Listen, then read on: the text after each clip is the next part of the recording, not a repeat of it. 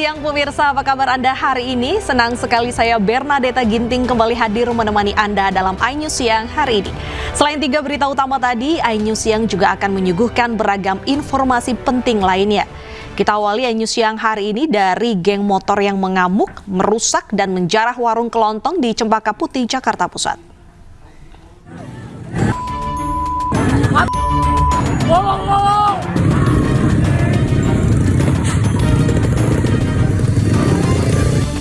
Kelompok geng motor mengamuk dan merusak serta menjarah sebuah warung kelontong 24 jam di Jalan Rawasari, Cempaka Putih, Jakarta Pusat.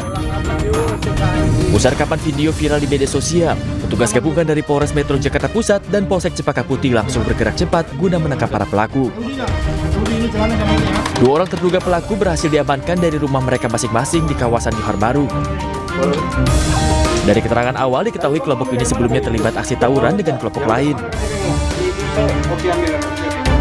Kejadian itu mereka sedang nongkrong, kemudian ada kesalahpahaman, kemudian terpancing, mereka mengarah kepada orang yang memang saat ini dalam proses lidik, kemudian ada pengerusakan berupa warung, dan kemudian ada proses untuk mengambil barang yang memang bukan miliknya secara paksa. Usai ditangkap, kedua pelaku kemudian dibawa ke Polsek Cempaka Putih untuk menjalani pemeriksaan. Sementara terduga pelaku lain kini dalam pengejaran petugas. Dari Jakarta, Anissa Jaya, iNews melaporkan. Hilang kendali diduga karena rem blong, mobil damkar terguling saat menuju lokasi kebakaran di Solok, Sumatera Barat. Akibatnya pemirsa, 6 petugas damkar terluka.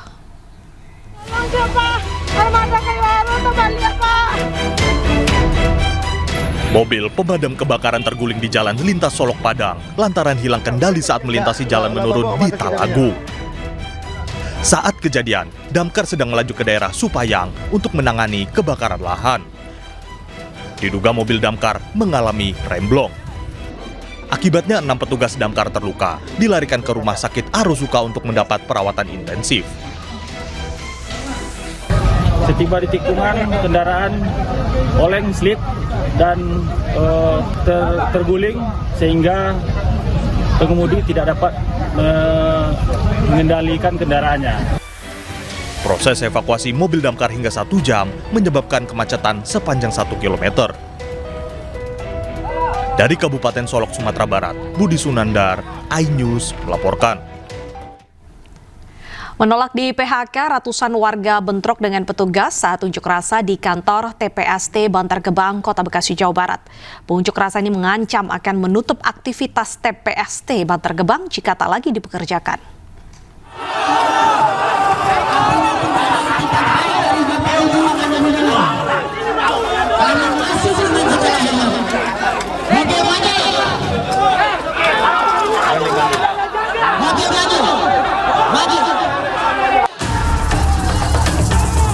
Kericuan terjadi saat ratusan warga menggeruduk kantor TPST Bantar Gebang, Kota Bekasi, Jawa Barat lantaran menolak di PHK. Warga berupaya merangsek masuk kantor, tapi dihalangi polisi yang berjaga.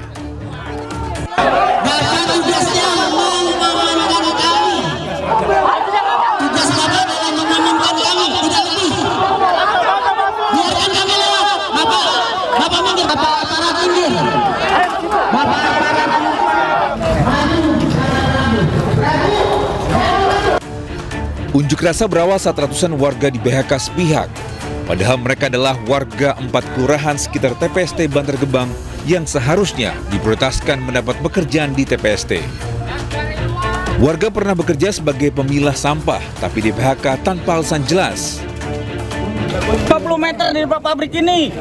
Bahkan saya udah pernah kerja di sini, katanya mau diperkerjakan mana? 1 bulan kerja di sini, katanya mau diperkerjakan lanjut, ternyata saya dikeluarin, nggak dipanggil lagi sampai sekarang. Udah produksi, saya nggak dipanggil lagi. Ada berapa orang Pak sepengetahuan? 250 orang.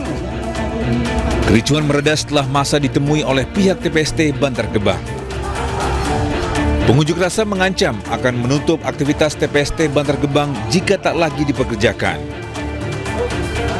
Dari Bekasi, Jawa Barat, Rahmat Hidayat, iNews melaporkan. Kita ke informasi lainnya, pemirsa. Polisi menindak ribuan pengendara pelanggar lalu lintas dalam operasi Patu Jaya 2025.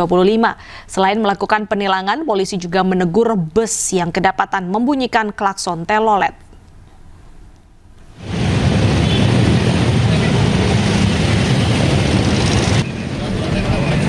Meski upaya sosialisasi tertib berlalu lintas terus dilakukan, namun pelanggaran pengendara kendaraan bermotor khususnya roda 2 masih saja terjadi. Di Jakarta Barat, petugas menilang sejumlah pengendara roda 2 yang melanggar lalu lintas di Jalan Satria kawasan Grogol, Petamburan.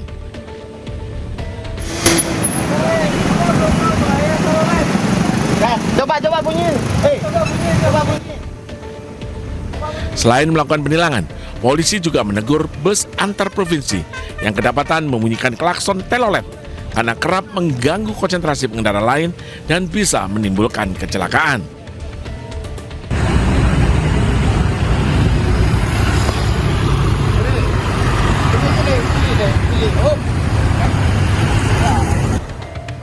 Sementara itu, sebanyak 1.700 pelanggar lalu lintas ditindak oleh pihak kepolisian di kota Sidoarjo, Jawa Timur selama 3 hari menggelar operasi Patu Jaya. Angka ini merupakan yang tertinggi se-Jawa Timur. Pelanggaran paling banyak terjadi yaitu pengendara di bawah umur, pengendara melawan arus, tidak memakai helm, dan berboncengan 3 di jalan raya. Mau les? Iya. Terus kok goncengan 2 ini gimana? Ya gimana, mau terlambat Pak soalnya. Oh, nggak pakai helm juga? Terus ini ditindak polisi gimana? Kenapa? Ditindak polisi gimana ditilang ini? Ya gimana lagi Pak, ya nggak apa-apa. Operasi Patu Jaya 2025 akan digelar hingga tanggal 27 Juli. Polisi mengimbau pengguna kendaraan untuk tertib berlalu lintas demi keselamatan. Dari Jakarta dan Sidoarjo, Jawa Timur, Miftahul Gani, Pramono Putra, iNews melaporkan. Pemirsa, sejumlah WNA terjaring razia Operasi Patu Agung 2025 di Badung, Bali. Sebagian besar mereka tidak mengenakan helm saat mengendarai motor.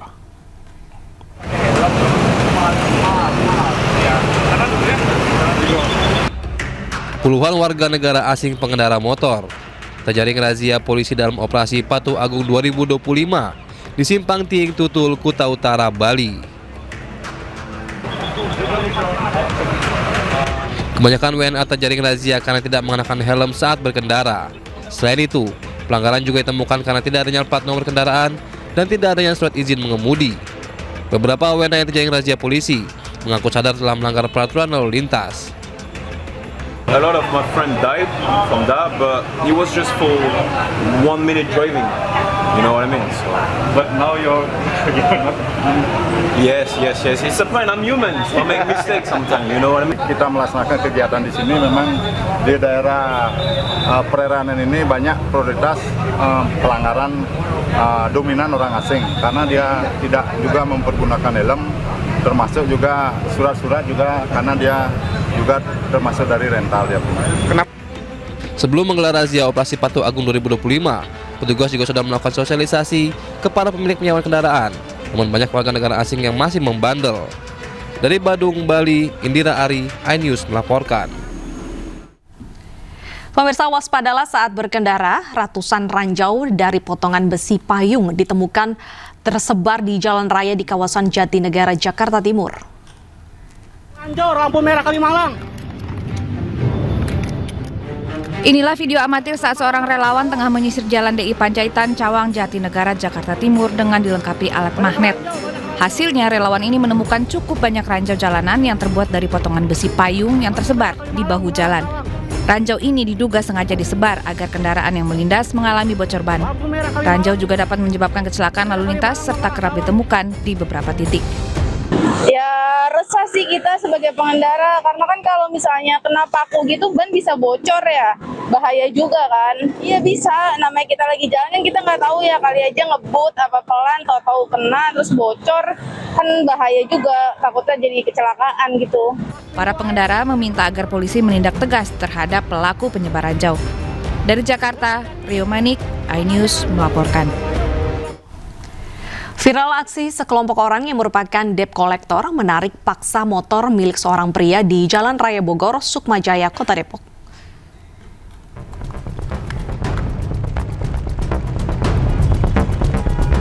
Terlihat dari video yang beredar di media sosial, ada 4 orang debt collector yang ribut dengan pemilik motor. Korban yang mengenakan helm dan tas warna biru berusaha merebut kunci motor dari tangan salah satu debt collector tersebut. Meski korban sempat berhasil merebut kembali motor miliknya, namun aksi rebutan motor masih terus berlanjut.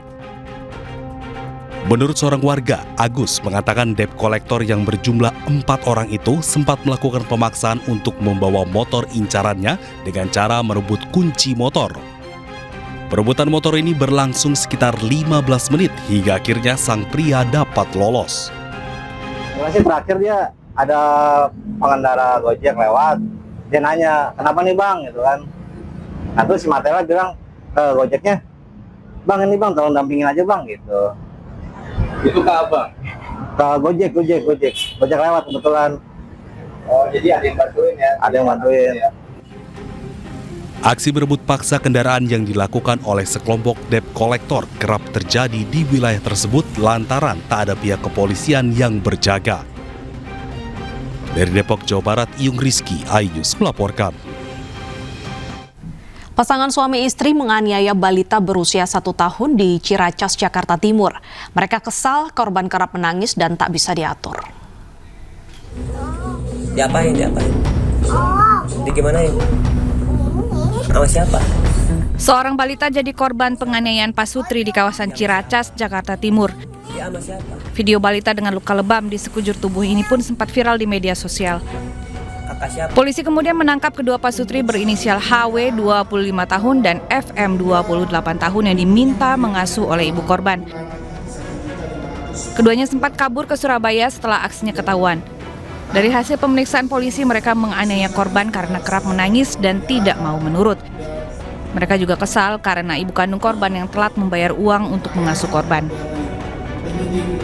Perbuatan mencubit, memukul dan membenturkan wajah atau badannya ke tembok dan lantai karena menurut keterangan kedua tersangka bahwa anak tersebut yang berumur 2 tahun ini sering BAB dan kencing sembarangan tempat. Kini kedua pelaku dijerat pasal tentang perlindungan anak dan terancam hukuman penjara di atas 5 tahun. Dari Jakarta, Rio Manik, iNews melaporkan. Pemirsa, 1 minggu berselang, kasus kematian diplomat muda Kementerian Luar Negeri Arya Daru Pangayunan masih menjadi misteri. Polisi hingga kini belum juga mengungkap penyebab pasti kematian korban. 1 minggu berselang kasus kematian diplomat muda Kementerian Luar Negeri Arya Daru Pangayunan dengan wajah tertutup lakban hingga kini masih menjadi misteri. Berbagai dugaan berkembang di publik mengenai apakah kasus ini merupakan pembunuhan atau bunuh diri. Sementara polisi kini masih menyelidiki apa yang sebenarnya menimpa Arya Daru Pangayunan. Namun setelah 1 minggu, belum ada kepastian mengenai penyebab kematian korban. Polisi menyelidiki setiap rincian barang bukti, termasuk jejak sidik jari pada lakban yang melilit hingga bagian kepala korban. Selain itu, polisi juga menunggu hasil penyelidikan patologis terhadap organ tubuh korban. Sejumlah saksi sudah diperiksa, termasuk penjaga kos dan istri korban. Usai olah tempat kejadian perkara, polisi memastikan tidak ada dokumen dan barang berharga yang hilang. Tidak ada indikasi kekerasan pada tubuh korban. Sebelumnya diketahui Arya Daru Pangayunan pernah menangani kasus tindak pidana perdagangan orang sebelum kematiannya. Meski demikian, polisi belum mengonfirmasi apakah kasus TPPO yang ditangani memiliki keterkaitan dengan kematian sang diplomat muda. Dari Jakarta, tim liputan iNews melaporkan. Sementara itu, Kapolri Jenderal Listio Sigit Prabowo angkat bicara terkait kematian diplomat muda Kementerian Luar Negeri Arya Daru Pangayunan. Polisi masih menunggu hasil dari laboratorium forensik. Laboratorium forensik dan juga penelitian yang dilakukan secara mendalam supaya kemudian nanti pada saat diputuskan merupakan kesimpulan berdasarkan saintifik dan kira anak buah saat ini khususnya khususnya Metro, Polda Metro sedang bekerja keras. Mudah-mudahan hasilnya bisa segera keluar. Kira-kira berapa lama Pak Kapolri? Pemirsa, istri almarhum Brigadir Nur Hadi, Elma Agustina, yang merupakan polisi yang dibunuh atasannya di Lombok Barat, Nusa Tenggara Barat, ini meminta agar kasus kematian suaminya diusut hingga tuntas.